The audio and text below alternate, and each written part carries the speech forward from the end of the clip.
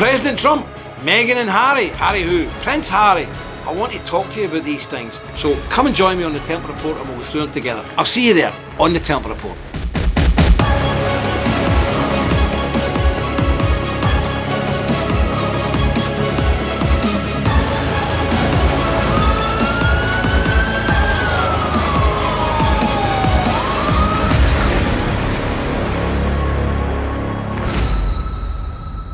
Hello again, Jim Dowson here, guest presenter on the Templar Report. I want to talk to you today about two different subjects. I want to talk to you about Meghan and Harry. In case you don't know who I'm referring to, the ex.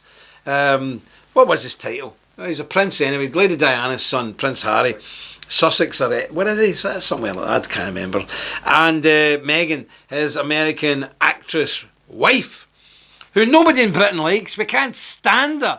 And it was the worst thing ever happened to the royal family in a long time. I don't know why you're getting told with this this bozo from the States, but please, Americans, take her back and keep her there. But seemingly they're moving now to Canada, so it doesn't matter. But anyway, the big news is the Queen has banned them from using the royal title in their charity business. And Meghan was mouthing off. She doesn't get this. She just doesn't get this.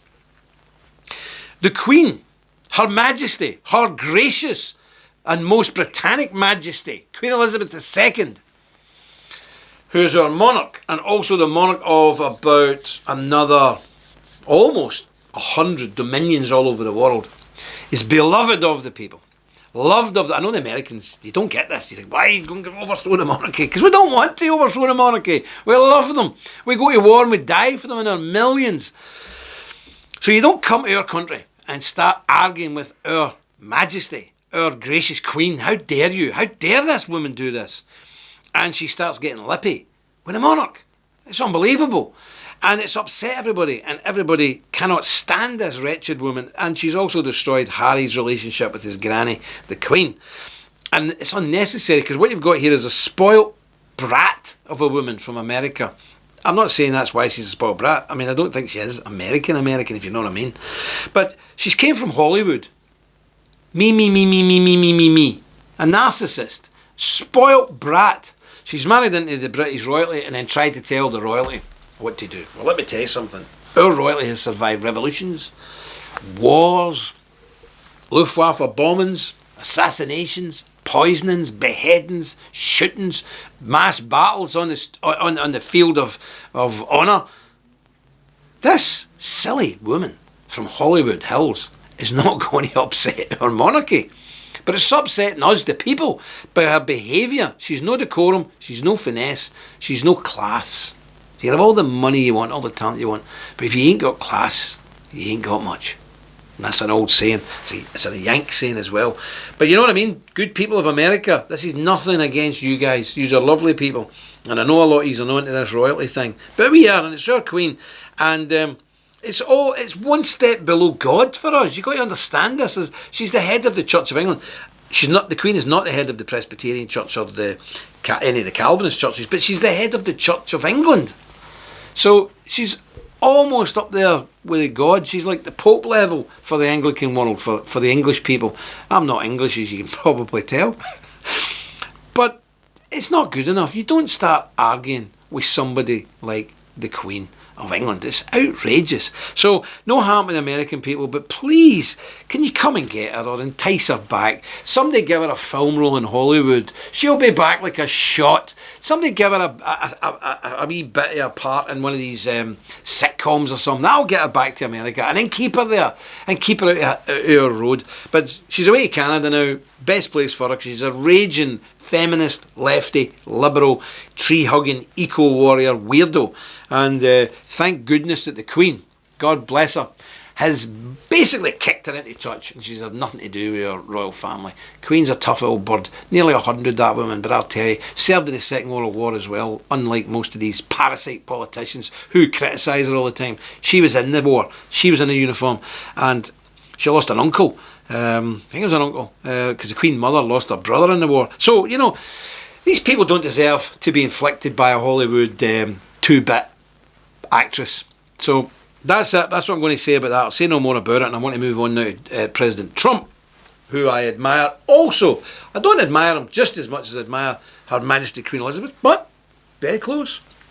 But I'm very concerned because I've noticed, somebody brought this to my attention, President Trump, although he goes to prayer meetings and he's turned up at the pro-life rally in Washington a few weeks ago, which was excellent, well done sir, thank you very much. He's also come out publicly now on 12 occasions to support LGBTQ plus blah blah blah. Why is he doing this?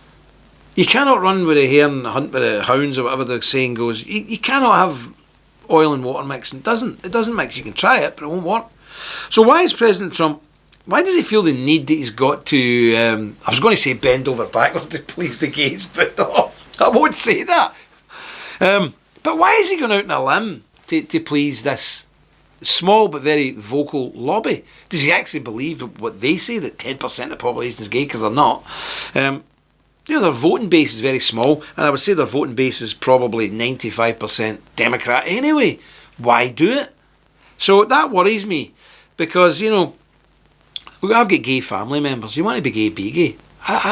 Be gay. I don't care. Just don't keep banging on about it and saying that we must accept it, that I must accept it, because I'll never accept it, because I take my instructions from here.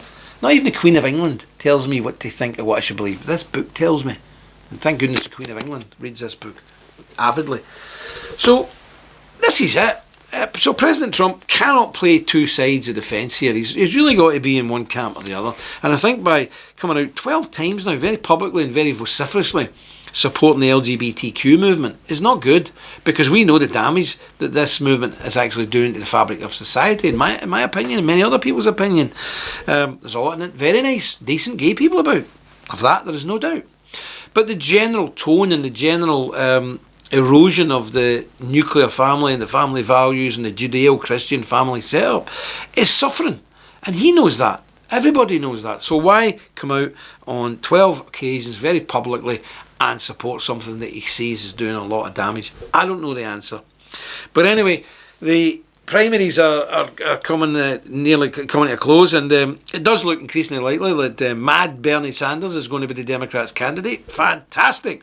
Oh, Blumenberg, whatever his name is, he spent hundreds of millions of dollars, and it looks as if Bernie might pip him.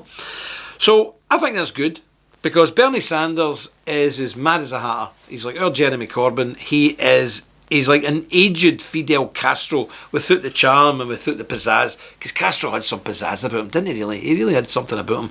Crazed communist mass murderer, but charming nonetheless. Bernie Sanders has nothing going for him. Nothing at all going for him. So he should be beatable. And again, the Templars will throw their full weight behind President Trump, as we did in 2016, and get hammered for it by the world's media and all the rest of it. But we're just concerned that President Trump is given far too much leeway to a community that doesn't support him, doesn't support the benefits of what we describe as a Judeo-Christian family values, as described in God's Word. I just don't know why he's doing it. I would pray that he doesn't. And I would ask people in America especially to write to your local senators, Republican senators, and ask them, why is President Trump doing this? And if he doesn't mind, could he please stop? And let's see where we go from there.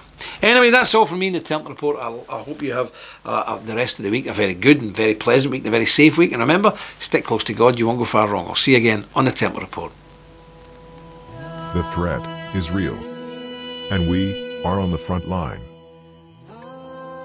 In a world of misinformation and attacks from the left and mainstream media, censorship, deplatforming, it is time to call out the fake news and bring you the truth. We are the Knights Templar. Visit our website and join today. We are the Resistance. Deus Vult.